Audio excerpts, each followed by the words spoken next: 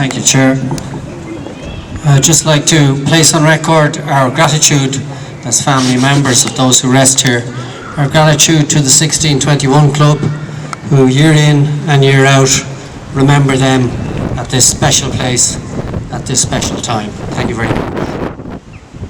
I'd like to thank you all for attending here today in this special occasion, and to thank in particular Father Reid and the choir for the most moving ceremony and a fitting ceremony on this most special time, the centenary of the event in our history which led to our independence and freedom. We owe a debt of gratitude to the people who rest here and the men and women of 1916 that must be remembered and never forgotten.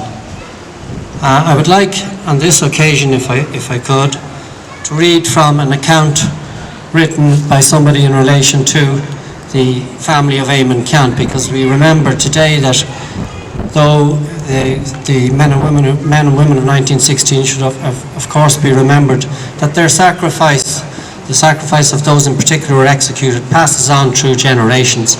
It didn't simply end at the stone wall of Kilmainham Jail. So this piece was written by Dave Kenny, whose family was steeped in Easter Rising history, and it's headed "Time for us to draw on the memory of the heroes of 1916." On the anniversary of Eamonn Ceannt's death, he recalls finding a letter from the executed hero's son, revealing how he lived his life in his father's shadow. My mother was watching us from the sink through the steam rising from her potato pot. "Come in for your tea and bring my good blue tray with you." Her good blue tray had been discarded and was leaning against the blackened anthracite bunker. It was bearing up remarkably well, considering it had spent the morning being used as a sleigh.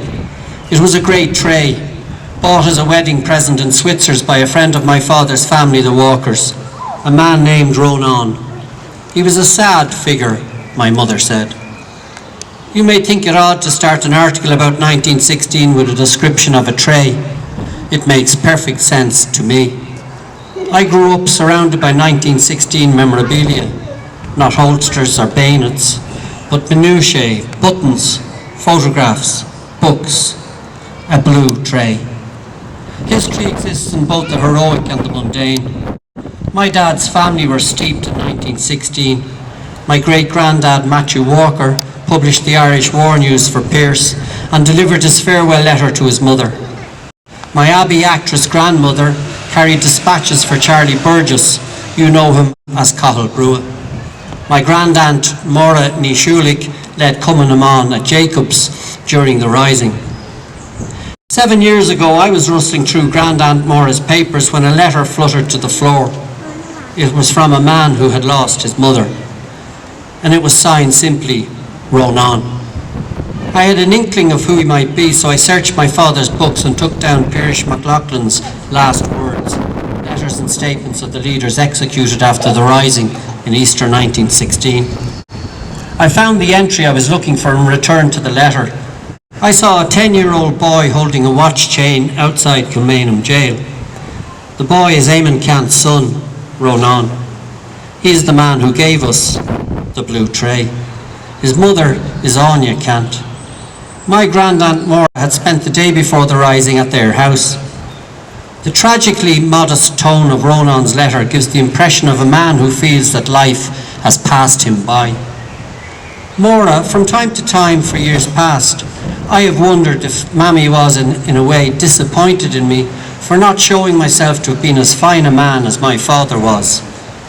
I never had the courage to ask Mammy, and she never gave me any special reason for my idea, but yet she may deep down have felt I was a bit of a failure.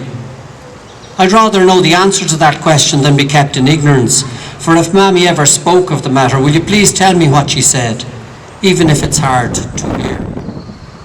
Please remember, I'm not just looking for words of praise and such like, but just to be told the truth. Whilst I haven't exactly got an inferiority complex, at the same time, I have no great sense of my own importance, and won't do me any harm to know the truth.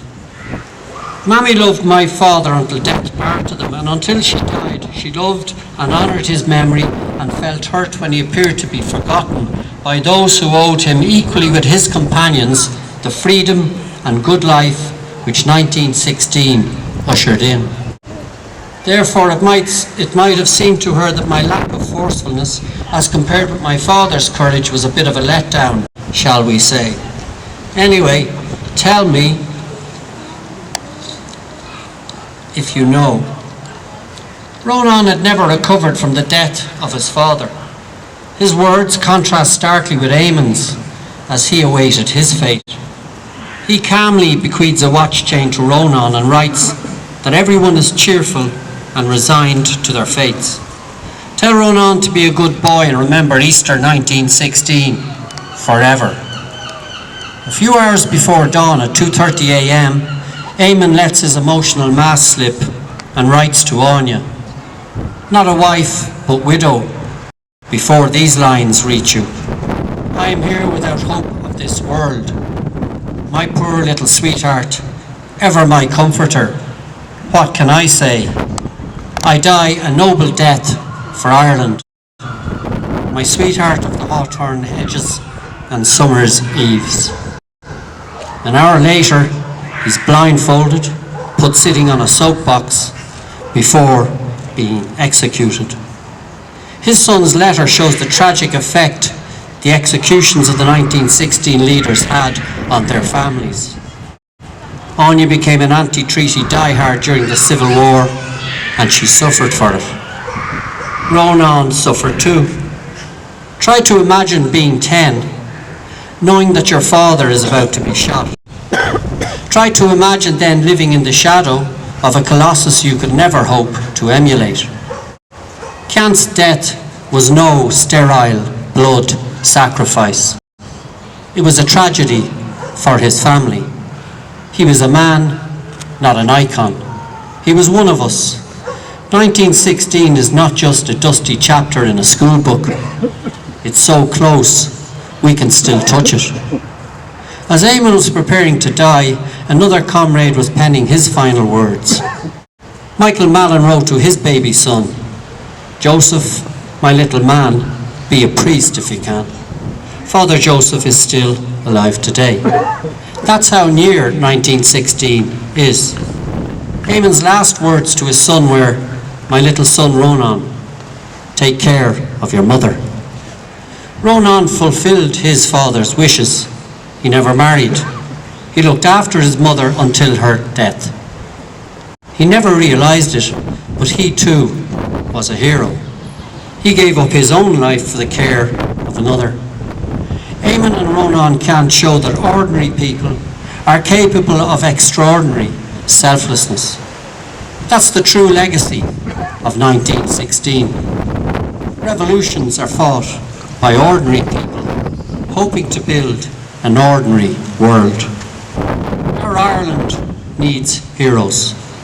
We can draw on the memory of their courage to rebuild our country post-Troika. We're still the same race that produced men like Eamonn Ceannt, who died 100 years ago today. 1916 is only a fingernail's breadth away. It's in the mundane. It's in an old letter or a tray skittering down a snow-clad garden. It's in all of us. Eamonn Ceannt.